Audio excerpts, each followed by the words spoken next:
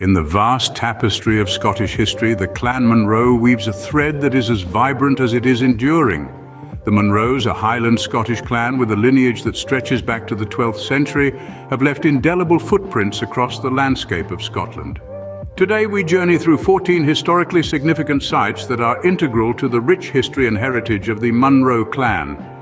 Our chronicle begins at Foulis Castle, a vital stronghold that has been the historic seat of the Munros of Foulis, the chiefs of Clan Munro for centuries.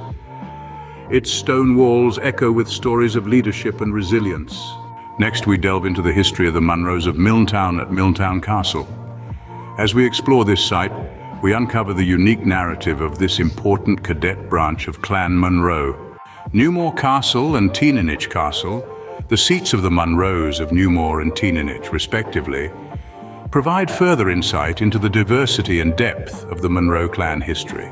Balcony Castle and Nova House, associated with the Munros of Balcony and Nova, respectively, offer glimpses into the lives and times of these branches of the clan. At Lemlair House, the seat of the Munros of Lemlair, we delve deeper into the history of this branch, while Contullick Castle represents a shared piece of the clan's history and heritage. Allen near Tain is a place steeped in Munro history, and Ardros Castle, once held by the Munros, illustrates the ever-changing dynamics of Highland clans. Lochslin Castle, held by the Munros in the 17th century, and Strome Castle, connected to Hector Munro, Fust of Erebol, reflect the intricate relationships and alliances between clans.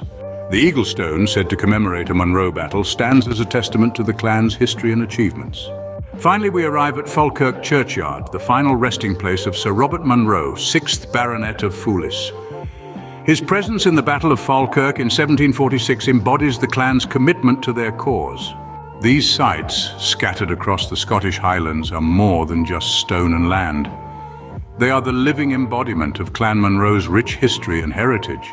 They bear silent witness to the triumphs, trials and tribulations of a clan that has shaped and been shaped by the ebb and flow of Scottish history.